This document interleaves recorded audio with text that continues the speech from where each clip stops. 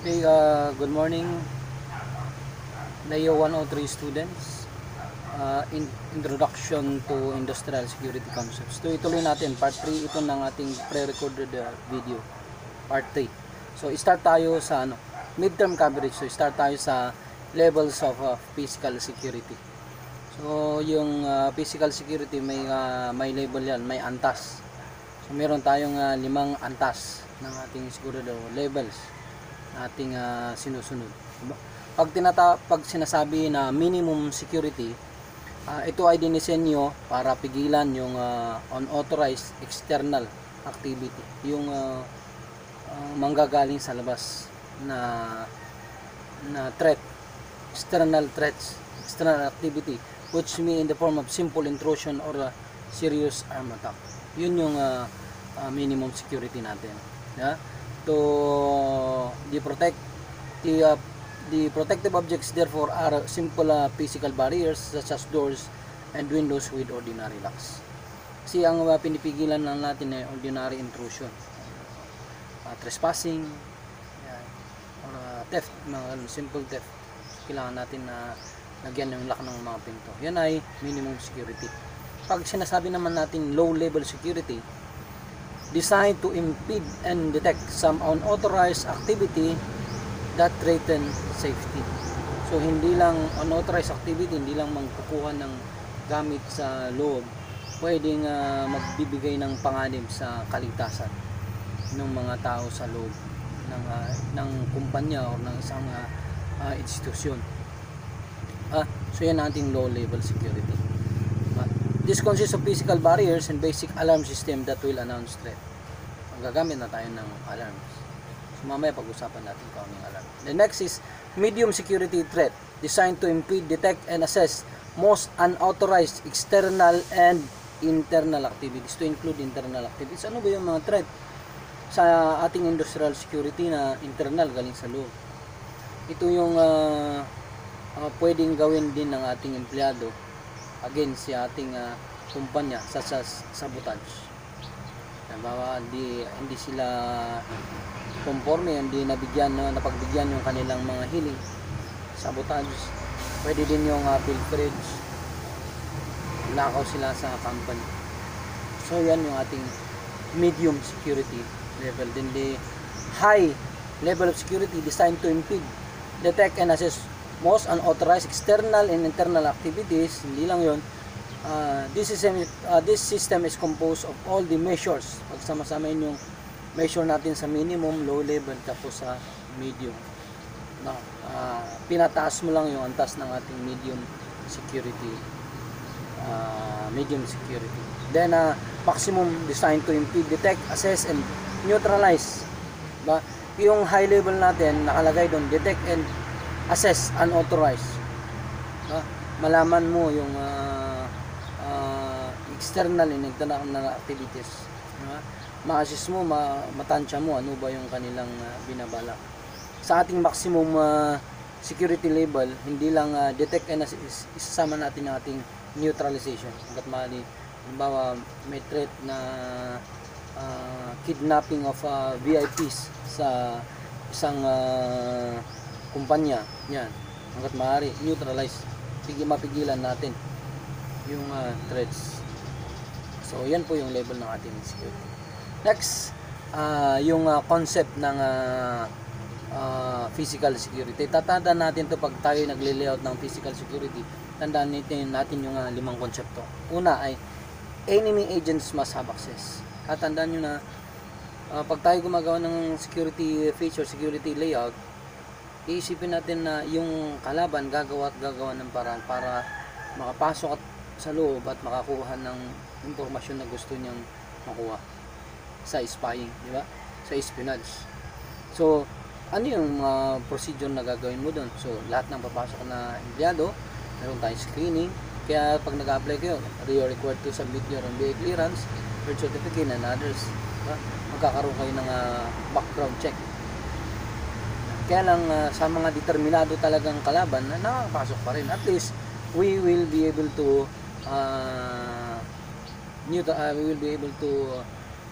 kung sabi nga natin, kung hindi man natin mapigilan, kahit pa paano ay it will help in the detection and then the delay of the intruders or mga taong gustong gumawa ng masama sa ating kumpanya. Then next is the another concept is there is no impenetrable barrier. Walang bakod na i-layout natin sa security in the industrial security natin na hindi mapapasok ng kalaban. Wala. Ay sabihin mong gumawa ka ng napakataas na bakod, kahin sa ilalim. Sabihin mo, lagyan mo ng puting na napakalalim, di ba? Papasok sa gate mo. Lang naman hindi mo lalagyan ng sarado yung gate mo. Sabihin mo, lalagyan mo ng guard. Yung guard, tao yan. Pwedeng makatulong, di ba? So, sa determinado, sabi nga natin, sa determinado, yung ating physical features, security features ay nagiging delay and means of detection. Yun sa mga less determinate naman, ang ating security features ay nagiging deterrent para sa kanila. Next, the surreptitious versus the non-surreptitious entry. The intrusion of individuals which either observable and non-observable.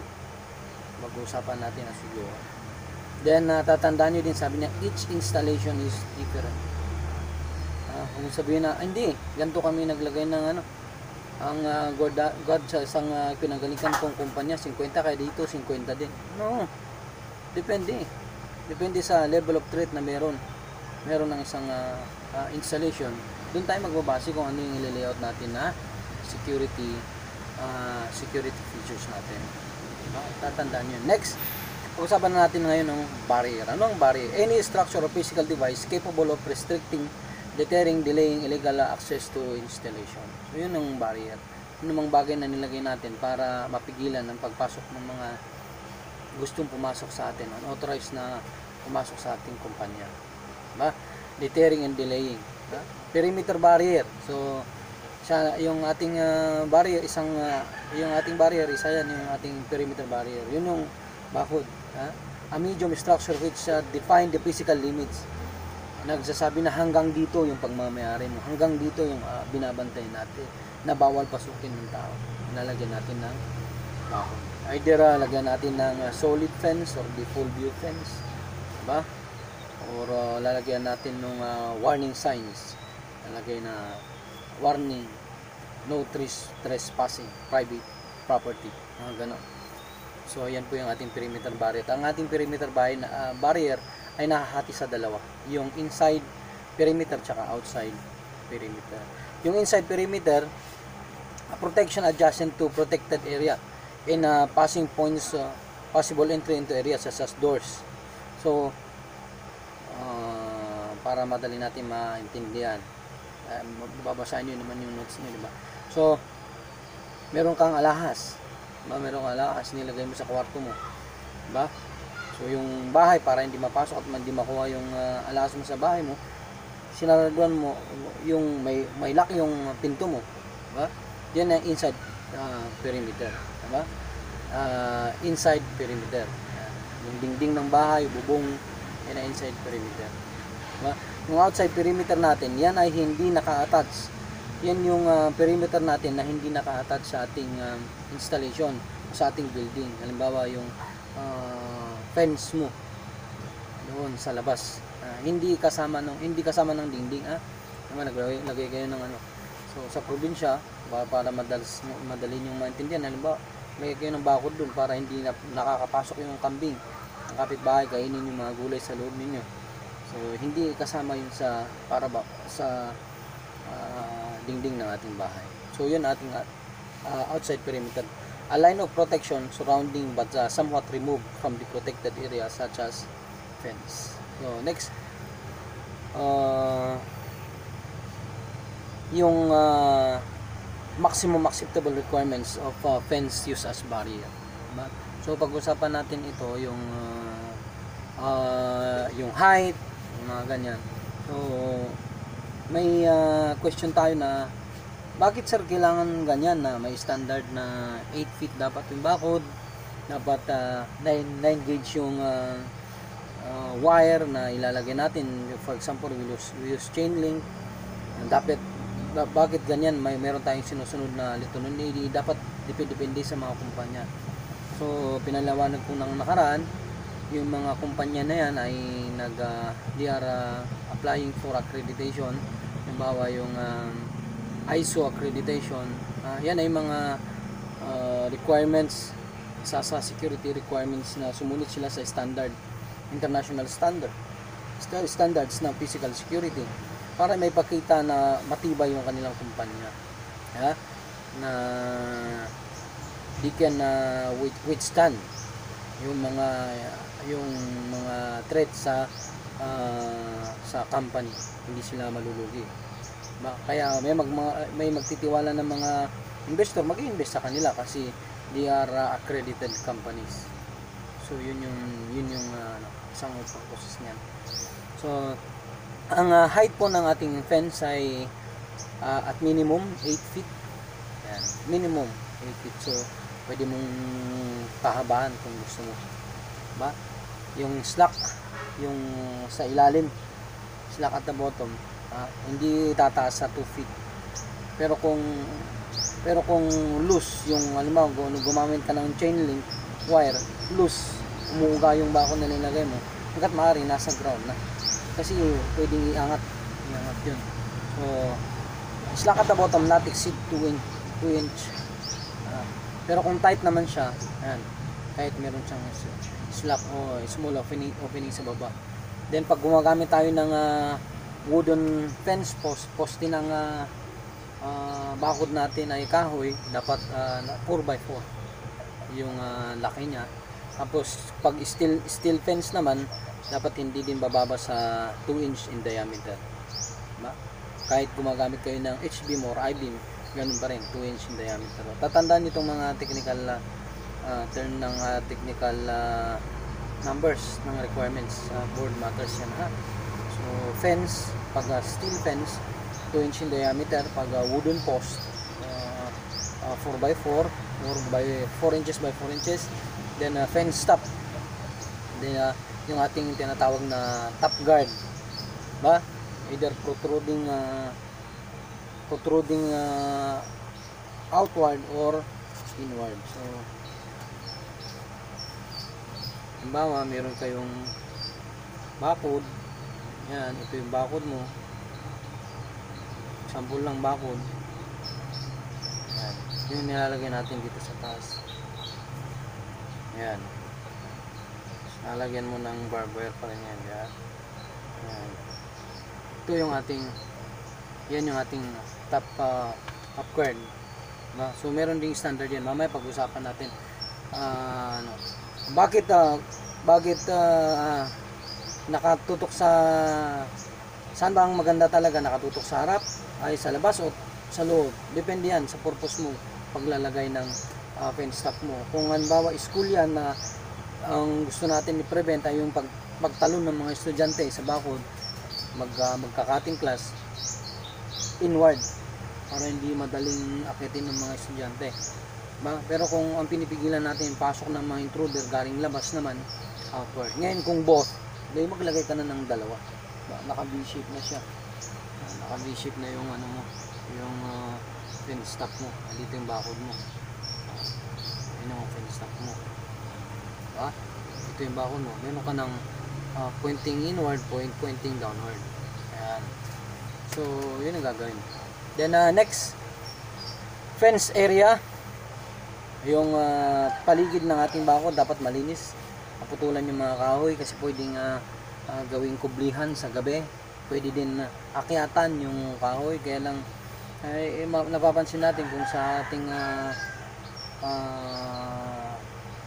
lupain na halimbawa wala pa tayong tinatayo, nagtatanim na lang tayo ng mahogany tapos doon na natin kinakabit. Kasi okay lang na ginagawa natin. Ang purpose kasi natin ay defining the limits ng ating property. Pero hindi pa yan protection against intrusion. Pero pag protection against intrusion na yung gagawin mo, meron ka ng negosyo sa loob, prone na yan, meron ka ng threat, ba? So once na meron ng halaga yung bagay sa loob, tataas na yung threat mo. So i-improve mo na yan. You have to cut those trees na or urong ka pasok ka, iwanan mo yung kahoy kung ayaw mong putulan, diba? Para walang kublihan yung mga intruder. Wala din silang gawing hagdan. Then fence gate, ha? So dapat ang pagbubukas natin na sabi niya dito, gate should be limited to number necessary for efficient and safe operation of the installation. Pag lalagay natin ng gate ay dapat yung tama lang, hindi tayo gawa-gawa ng mga daan, ba? Na hindi naman natin kayang gastusan yung paglalagay ng tao para mag-monitor. Hindi natin kayang gastusan na maglagay ng gwardiya. So hindi kaya, wag natin damihan yung butas ng ating fence, kasi useless, may fence ka tapos dami din pinto na wala ding monitoring, napapasukan pa rin tayo. Then fence opening, anumang butas ng ating bakod na merong 96 inches ay kailangan merong bara. Lalagyan mo ng bara tapos magkaroon ng lock. At ang opening lang nun ay sa loob, at ang mga nakakabukas nun ay mga authorized individual. Then multiple fence, yung paggamit natin ng dalawang fence. So 10 feet apart. Yan. So ano pa? The general types of barrier, the natural and the man-made barrier, diba? So ano yung example ng natural barrier? Ito yung mga barrier na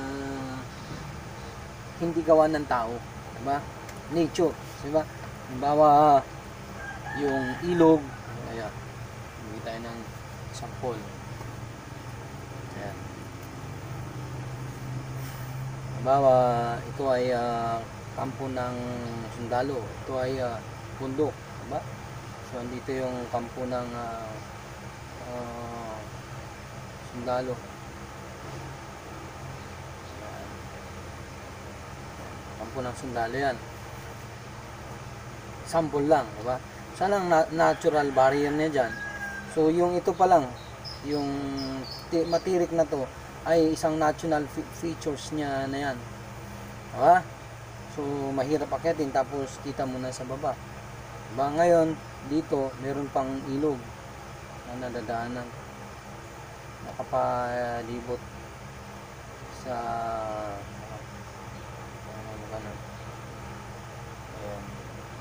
galing dito sa taas, dumaan yung sa likod ng likod ng bundok. So halimbawa ilog yan. So yung crossing papunta sa natin dito, yung ilog na ito surrounding the camp ay isang natural barrier na, ba? So dito na more on yung intrusion mo. So kailangan pa nilang tumawid sa ilog. So these are natural barriers, di ba? Then man-made barrier, diba? Ano pa yung bukod tayo pumunta sa mga natural barrier, cliff, ay mga ganun yung ating natural barrier. So basta security features na hindi ginawa ng tao, andyan by nature. Tapos yung isa, man-made barrier, structural barrier, diba? Ito halimbawa yung gawa ng tao, yung barrier natin, yung fence, yung paggawa ng solid fence, sementado, concrete fences, the chain link fences, the barbed wires, the concertina wires. So yun ay mga man-made barrier. Then types of physical barriers, natural barriers, geographical features such as rivers, lakes, yan yung natural barriers. Structural barriers such as man-made constructions, fence and walls. Then human barrier, yan, yung tao na, security guard, and employees of the establishment. Kung meron tayong magandang security education sa ating company na hindi yung ang laki ng agwat ng gwardiya tapos empleyado, pangit yun. Kasi imbis na makatulong yung mga empleyado sa security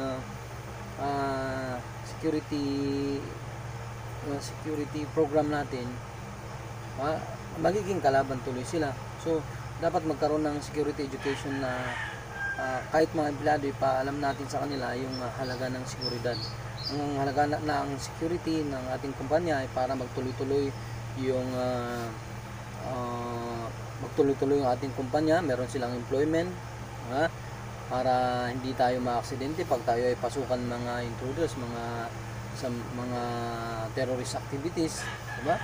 Lalo kung yung installation na binabantayan natin, yung mga oil depot, yung mga dam, mining, ganyan, prone na pinapasok ng mga insurgents yan, diba? Lalo kung merong hindi contented or hindi nabibigyan, sisirain nila yung operation natin. So dapat well educated and well informed yung ating mga employee, no? Pero makita mo sa ibang kumpanya magkaaway ang gwardiya tapos empleyado, di ba? It's a very bad attitude.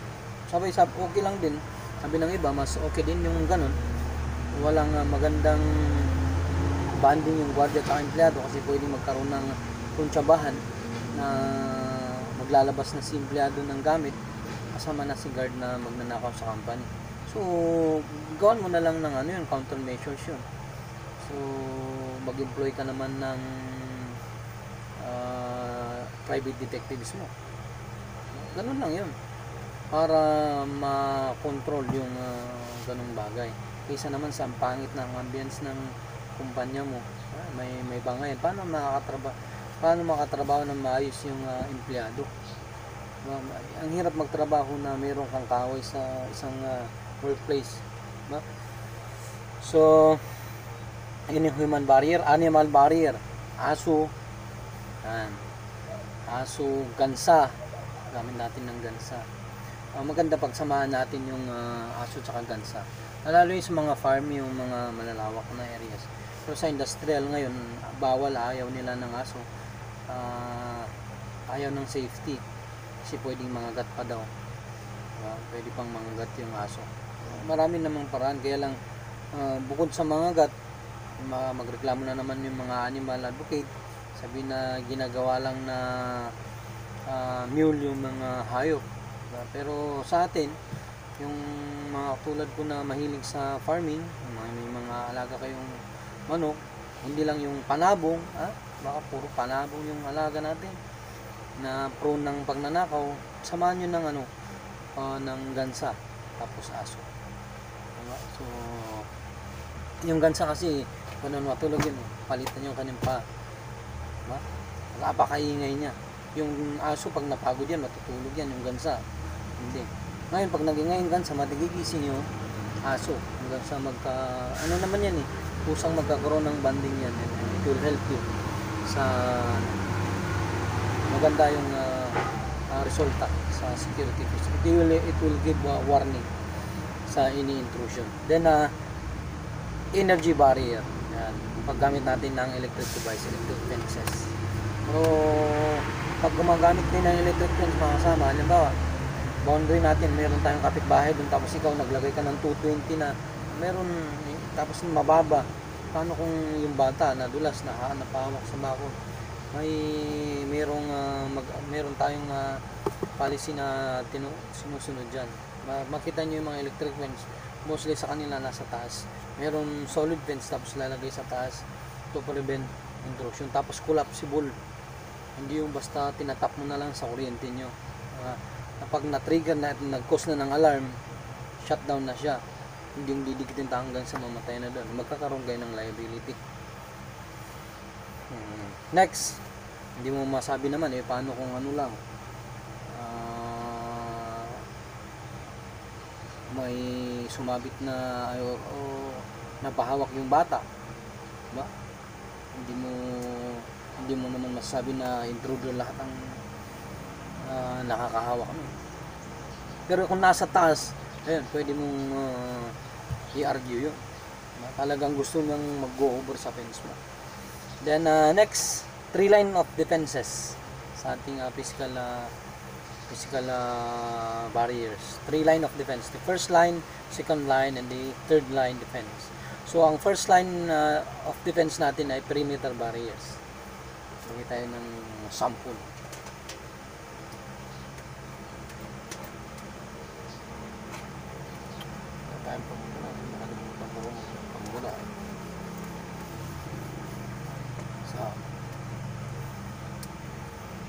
Halimbawa, ito yung ating kumpanya. Kahit pangit yung drawing natin, di ba? Yan. So, yan ang kumpanya ninyo. Halimbawa, first line of defense, naglagay ka ng bakod. So, bakod. Parang hindi bakod.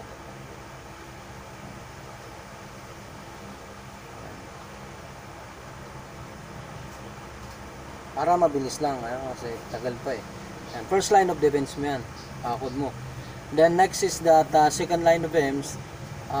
Ito na yung dito sa building mo, yan ang pinto, may lock na, bintana, meron ng locks yan. Kasi hindi naman pwede hindi ka maglagay ng bintana, mga exhaust, yung ventilation, hindi naman pwede. Masusupukit kayo sa loob, unsafe naman yon. So, lahat ng opening, meron kang control measures doon. Yan ang ating second line of defense. Ding-ding, yung butang ding-ding mo, second line defense naman yung mga features na dyan. Tapos yung third line of defense mo, dito sa loob ng bahay mo, meron kang safe, diba? O yung kang bolt, andun yung yung pera mo, andun yung alahas mo. That is the third line of defense, diba? So first line of defense, bakod. Second line, dingding, pinto, ceiling, yan. Third line of defense, yan yung nasa bolt siya. Yan, with combination locks or with locking devices. Then next, so classification of nakuha na natin yung inside and outside the fence. Types of fence, dalawang klase ng fence natin. Solid fence and then the full view fence. Madali lang 'yon. Ang solid fence, mga kasama, yun yung hindi mo makita yung wala kang hindi, it will not allow observation. Wala kang makikita doon sa loob na binabantayan. Hindi nakikita dito sa labas. Ikaw din sa loob, hindi mo din makita kung anong ginagawa sa labas. Diba? Solid fence yun. Ang full view fence, yun yung allows viewing. Both inside, makikita mo nung nasa labas, yung vice versa. So, example lang, bakod natin. Ito ay simentado na bakod. Hirap magdoon. Yan, simentado na bakod.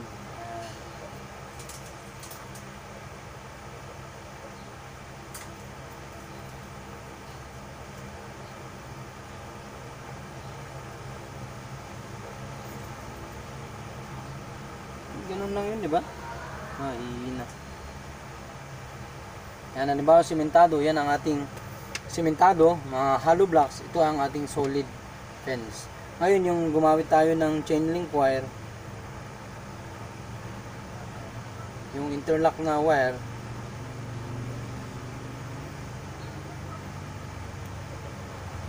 yan, nakikita mo yung nasa loob. Ito yung ating full view fence, then the solid fence.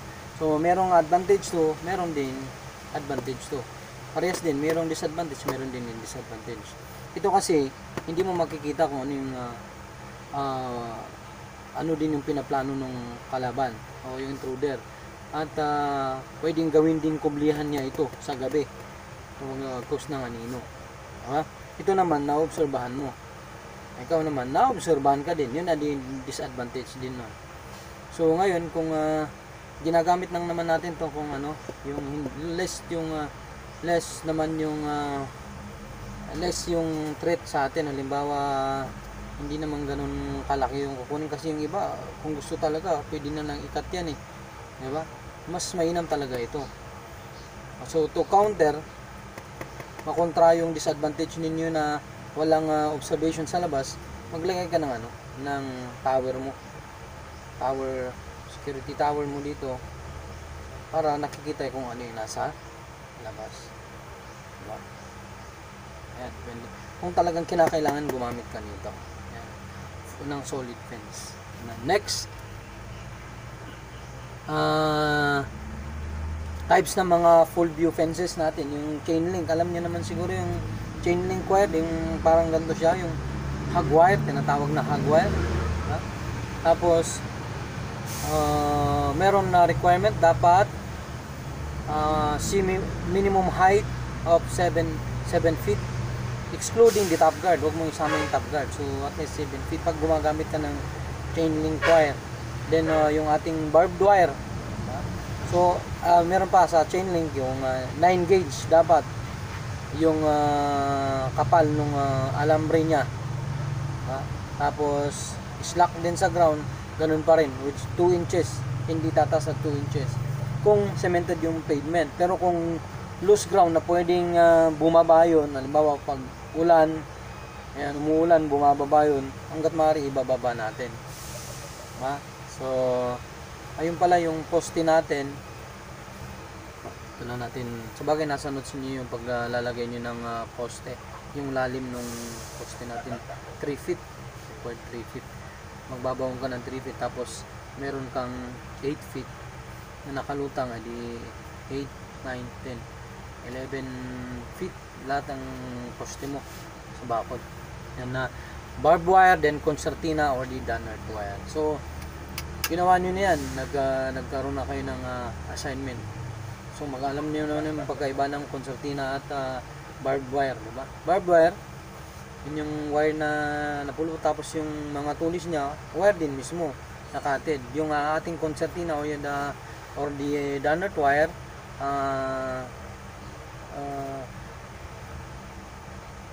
metal sheets, okay, sheets, GI sheets na nagunting na naka-attach sa GI wires, kaya matalim siya.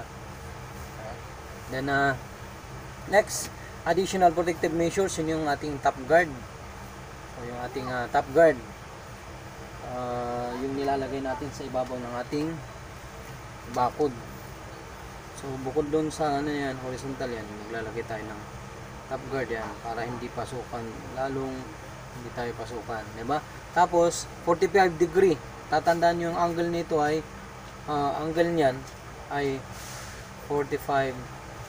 Kaya lang baliktad pala, no, hindi ko ano yung up ng camera ay ng camera ng cellphone para sana hindi nagre-reverse, nare-reverse kasi.